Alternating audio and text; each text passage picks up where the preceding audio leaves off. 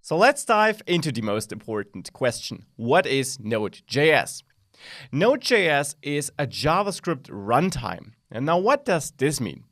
You know JavaScript. It's a programming language you typically use in the browser to manipulate your DOM, to manipulate the page which was loaded in the browser. For example, to open a pop-up, a modal, or add any kinds of effects. Because JavaScript is a language that runs in the browser that allows you to interact with the page after it was loaded, and it therefore is a crucial part when it comes to building interactive user interfaces in the browser, so whatever your users see.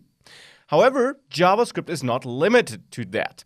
Node.js is a different version of JavaScript, you could say. It is basically built on JavaScript, it adds some features to it, is not capable of doing some other things you can do with JavaScript in the browser. So it basically takes JavaScript and puts it into a different environment. It allows you to run JavaScript code on the server, you could say. In theory, not just on the server, but on any machine though. So it basically allows you to run JavaScript not just in the browser, but anywhere else, like a normal programming language, like normal programs on your computer or some computer in the internet, effectively making it a great choice for building web applications that run on servers, which are just computers running somewhere in the internet.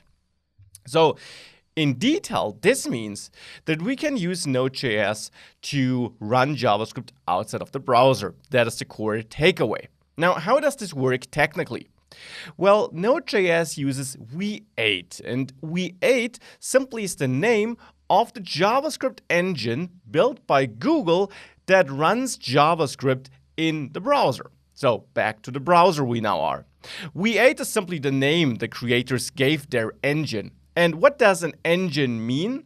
Well, it simply means that engine takes JavaScript code, the code running in your browser then, or in Node's case, which builds up on V8, also the Node.js JavaScript code, it takes that JavaScript code and compiles it to machine code. And this is what your browser does too, what V8 does in your browser. It does take your JavaScript code and compile it to machine code, because that is the code that runs ultimately on your computer and that can be handled efficiently. Now, this is done by V8. V8 itself is written in C++, but that doesn't really matter too much for you. You don't need to write any C++ code to use JavaScript or Node.js.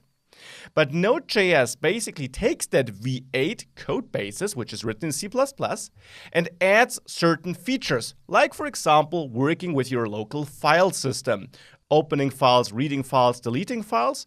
These are all things which are not possible in the browser. You can't access your local file system in the browser for security reasons, so this is not supported. Node.js adds these features to V8's engine, you could say, so that you can suddenly do that. Now, Node.js does not run in the browser, so these restrictions still apply. There you use vanilla V8, so V8 only, without the Node.js extensions. But if you then install Node.js, you can use it to basically use that extended V8 version to run JavaScript scripts on your computer, which then suddenly can access these new features because they don't run in the browser, but are directly executed through that Node.js runtime, you could say. So this is how that works together and what Node.js does.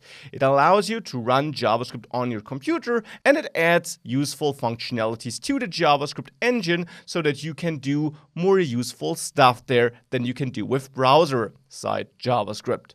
Now, one important note maybe on this point also is that, of course, some features are also taken away. In the browser, you use JavaScript to interact with the document object model, so with the HTML elements on your page. If you just execute a JavaScript file directly, you of course have no attached page, and therefore these features are missing. But this is a lot of theory. Why don't we just have a look at this and see how we can install and use Node.js and what it actually does for us? Let's do that in the next lecture.